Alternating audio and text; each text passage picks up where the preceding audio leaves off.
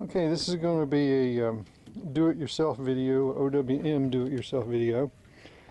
This is what is known as a European skull. And over in Europe, they don't do traditional taxidermy like we do most of the time.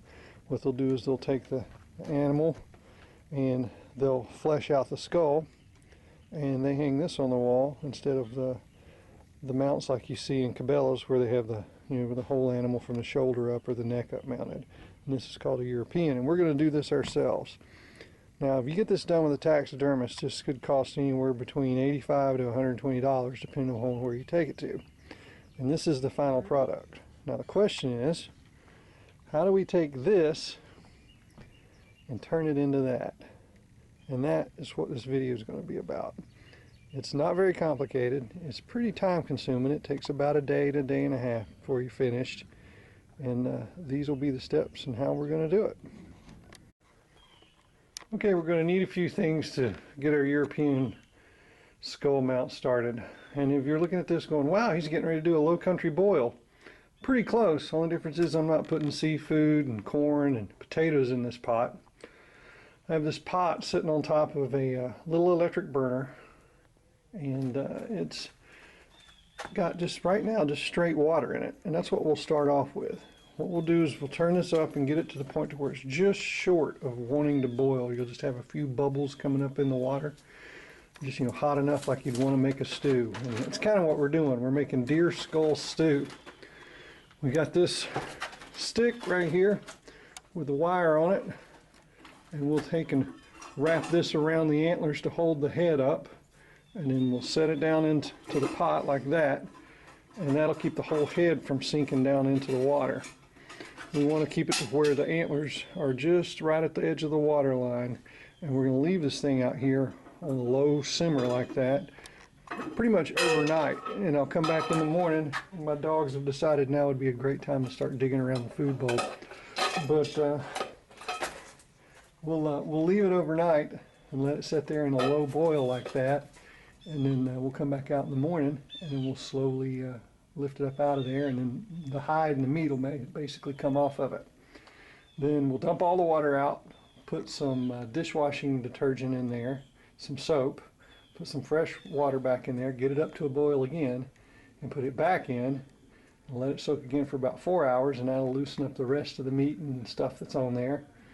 And take it back out, hit it with a little high pressure off of a water hose, and blow most of the meat and loose stuff off, and then it's a matter of just picking it clean, and it'll be down to the bones. And then we'll go to the next process. We'll set it in a sink with warm water, get all the oils off the bones, let it dry, and then we'll take and we'll put some bleach on it, not Clorox bleach, but like peroxide, and bleach it out overnight, and that'll get the bones really nice and white.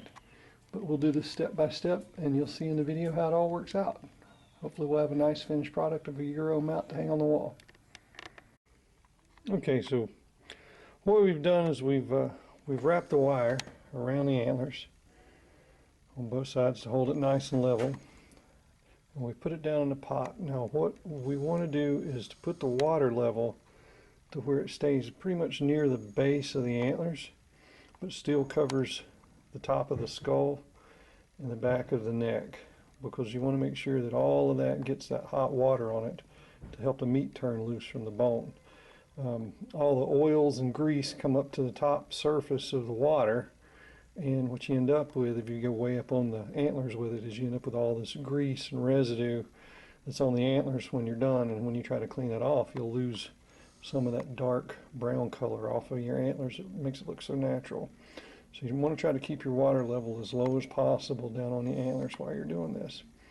Now this skull's just come out of the freezer, and it's frozen solid. So I'm going to let it set for a few hours and thaw before I turn the heat up on it, because I don't want to risk fracturing any of the bones or the skull coming apart on me.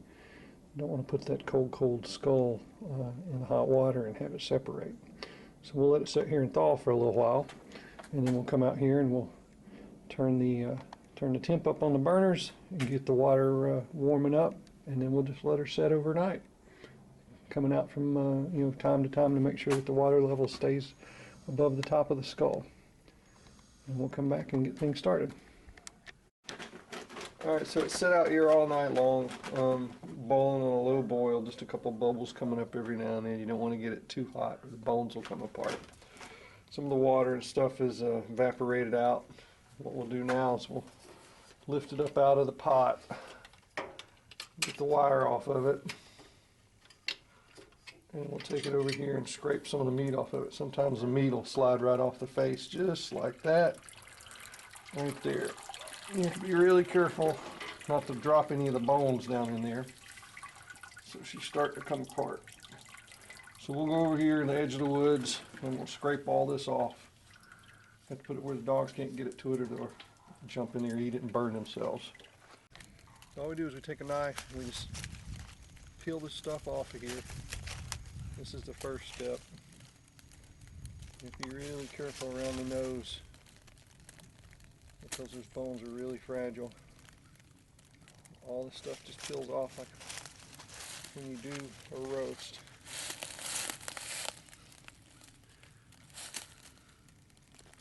This is just the first step.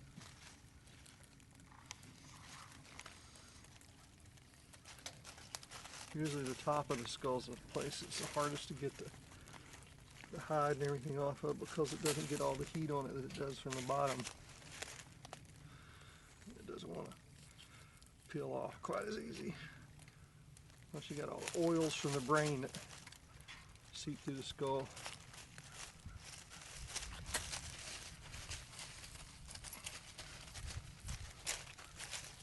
And we'll scrape this off.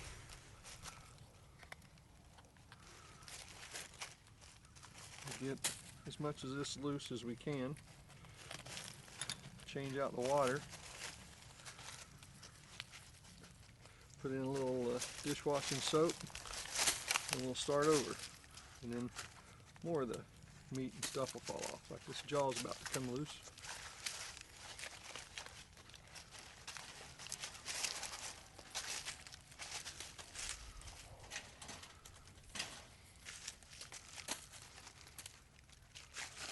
All that noise you're hearing in the leaves are the dogs trying to get in here. We'll let them in once it cools off, but right now it's really hot and they'll burn themselves. They try to eat this.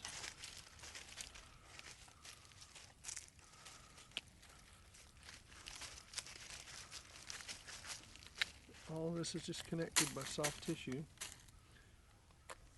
There's that lower jaw. And you can put those back together and make it part of the mount if you want to keep the jaws on there. Normally I don't do that. Just mount the top part of the skull. You just pick all this stuff out. Try not to break the bones. Soft palate comes off.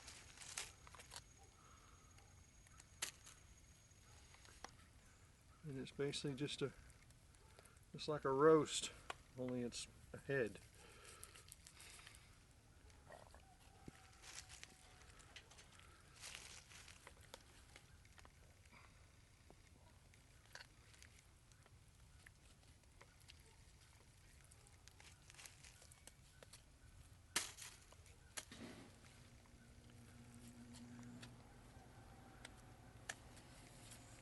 So you get the idea. You just pick at it clean. Okay, here we are after the first boil and picking a little bit of stuff off. We got it what looks like fairly clean, but you have to get every little bit off of there. There's the hard part. It's going to be getting all the stuff out of the sinus cavity and the nasal passage. There's really, really delicate bones in there.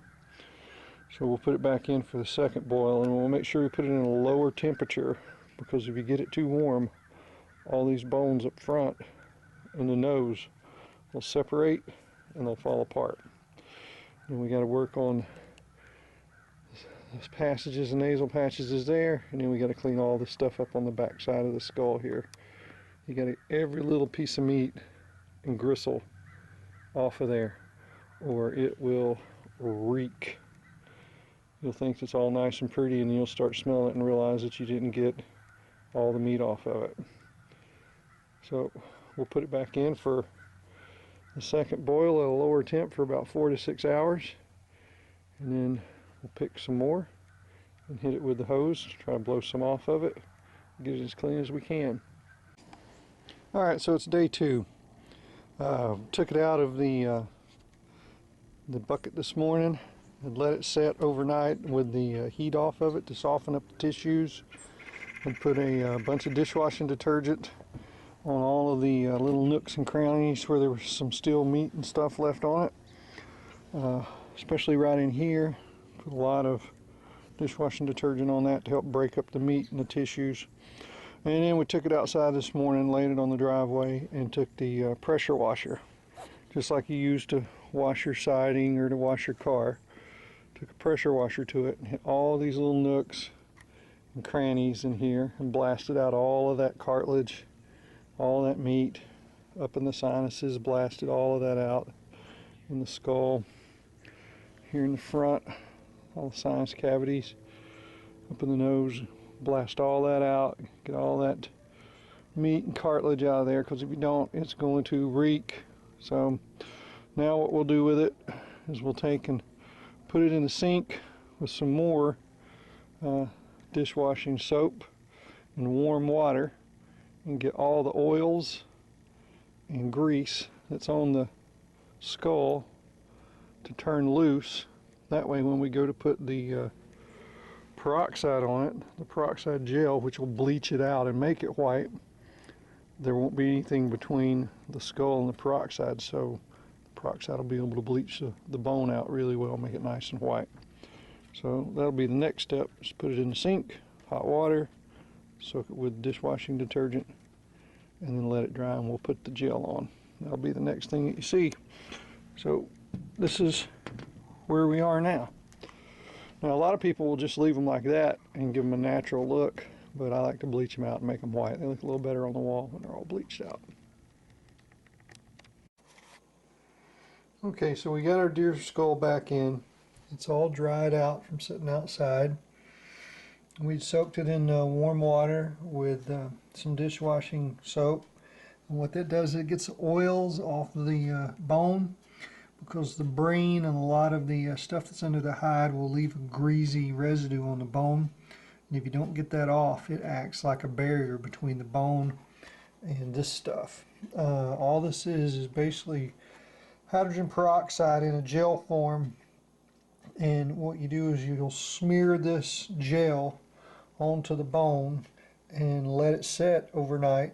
You know, put maybe a couple of coats on it, and make sure you get everywhere covered. You don't want to get it on the antlers, because it'll bleach the antlers white.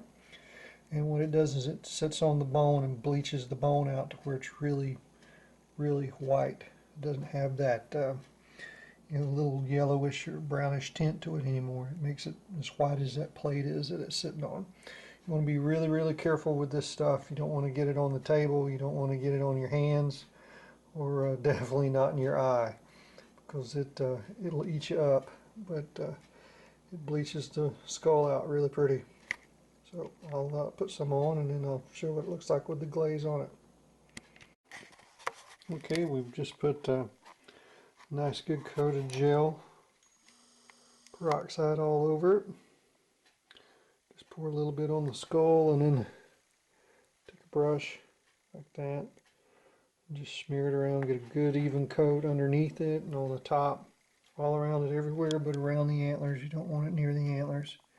It will bleach it out, and we'll leave it overnight like that and let it set and soak and bleach that bone out. It'll be really, really nice and white. I'll probably put another coat on it tomorrow and let it set again for overnight, and then at that point we'll just wipe it down and it'll be done. It'll be complete. But you have to make sure you get in all those little corridors, little recesses.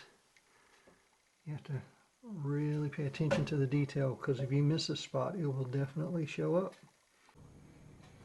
Okay, here's the skull after it's set in the peroxide gel for a day and a half, maybe 2 days now, I guess. You can see this bleached it out really nice and white.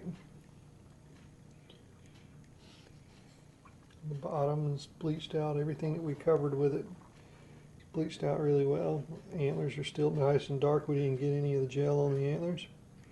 And it's ready to hang up. Now, there's several different ways you can do this. They sell hangers for European skull mounts like this, and They range anywhere from $20 to $40, and you can get real fancy, or you can go the cheap route and you can get a bracket like this. This part of the bracket bolts into the wall where my thumbs are at, where my thumb is at, bolts into the wall. And then you take and you bend the top part of the bracket down to the angle that you want. And you leave this bolt in it. You can adjust the height of the bolt with the nuts. And the bolt goes right into the back of the skull, right there. And it hangs on the wall. And all of the bracket and the bolt is covered up by the skull itself. You never even see it. So it just goes in like this. Goes in there like that, hangs on the wall. Here's what they look like mounted on the wall. This is a deer from 3 or 4 years ago. I did this myself. You can see the bracket, how it mounts back there. Just bolts right into the wall, and then you bend it down to the angle that you want to display the head on. And this one's the same way.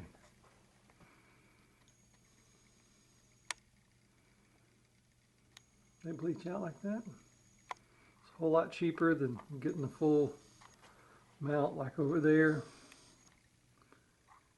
That's about $400 to have a taxidermist do that, and you can do a European like that yourself. It only takes a day or so. Worth the effort and picking and cleaning.